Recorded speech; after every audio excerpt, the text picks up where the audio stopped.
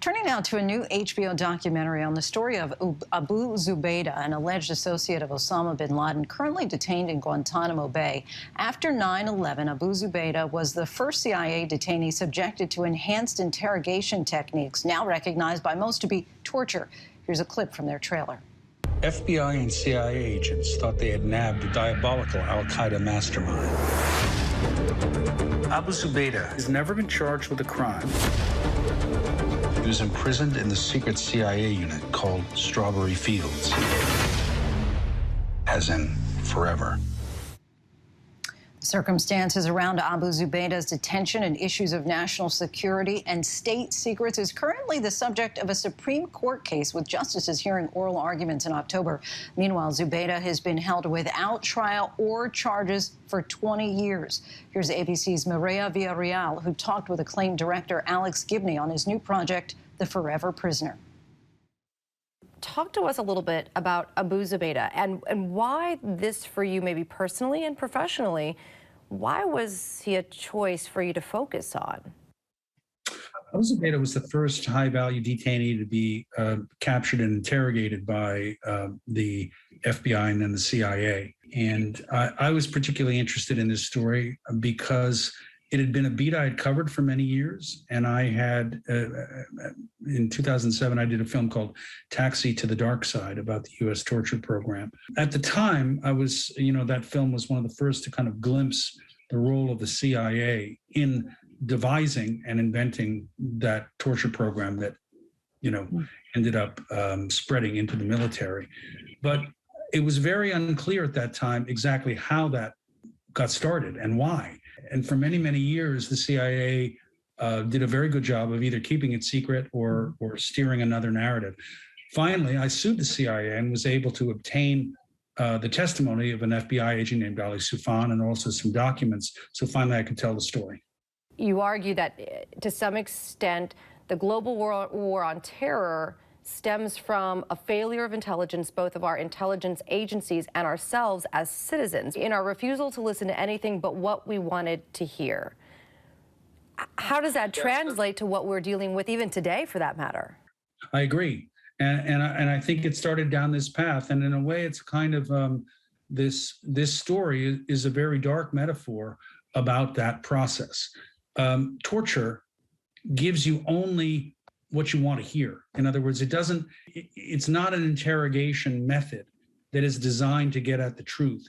It forces the person who is being tortured to say whatever it is that will make the torture stop, which usually is a kind of a false confession. And that, I think, is precisely what happened with the CIA, but also to some extent with us. And that's why we became comfortable. I believe a majority of American citizens still believe that torture is warranted in some instances, even though it gives us false information. What were some of the truths versus what he was originally brought in for, what he was originally captured for and tortured for? Well, look, I mean, the FBI and the CIA and the American government had every reason to want to interrogate Abu Zubaydah. He had a lot of information. He wasn't the number 3 in Al-Qaeda. He wasn't even in Al-Qaeda, but he was a facilitator that worked with Al-Qaeda and knew a lot. In fact, under the rapport building techniques of Ali Soufan, the FBI agent, they discovered the identity of Khalid Sheikh Mohammed and discovered that he was the mastermind behind 9/11. So Abu Zubaydah ended up giving a lot of very good information. So why was it that the CIA felt that they needed to go further when he was clearly cooperating? Well, there was something that they wanted to hear that they weren't hearing, and that was details about an impending plot in the United States, which he was never able to give because he didn't know it. What were some of the tactics that were used on him? Waterboarding, sleep deprivation, extreme sleep deprivation. He was put in a coffin-shaped box for days at a time and allowed to defecate on himself. He was thrown up against the wall many, many times. It was a series of brutal techniques which the CIA got legal authorization to use. Most of us would consider these techniques torture. The world considers them torture. In fact, in any other circumstance, the United States considers them torture. You used some of Abu's drawings to depict what he went through. How important was that to this documentary? It's almost like in his own words, except it is way more graphic than that. Abu Zubaydah can't speak to us, but he can speak through his drawings, which he did at the behest of his attorneys to try to give some visual sense of what happened to him. Now, I might add, there was a complete visual record of what happened to Abu Zubaydah. All of his interrogations were videotaped, including all of the waterboarding. But in the wake of the Abu Ghraib scandal, some operatives at the CIA, including a woman named Gina Haspel, who later became director of the CIA under Trump, destroyed those tapes, destroyed evidence of possible criminality. So we can't see those tapes. As a result, we're left with Abu Zubaydah's tapes, which in their own way are a kind of poignant voice of what happened.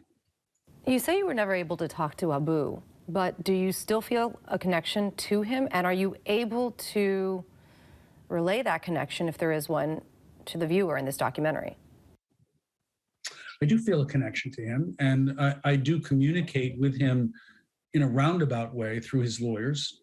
I think the most important thing to reckon with here is it's fair to say that Abu Zubaydah is not Hollywood innocent. That said, one of the things that this film does is to show that Abu Zubaydah was very much a human being.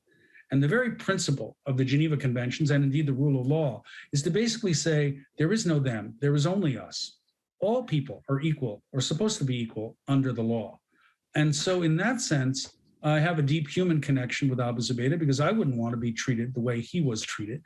President Obama at the time, referring to these CIA officers that were involved in Abu's case in torture or interrogation, he refers to these people as patriots. I think that the word patriot and patriotism is a problem only in this sense. Patriotism can't excuse crimes. Just because you're patriotic, it doesn't give you permission to do terrible things. The end does not justify the means. But the people who are considered patriots are the ones who prosecuted this illegal program, not the people who stood up and said, we've got to stand up for what is right. So that's the problem. I mean, it's all too easy to say CIA bad, FBI good. That's really not the story here. What you have to dig down into is actions. What actions were right and proper, and what actions were either morally wrong or illegal. If America is going to talk the talk about democratic values, then it has to walk the walk, which is to say we have to observe the values we claim to aspire to. We have to live up to our own hype. If we don't, our future's in peril.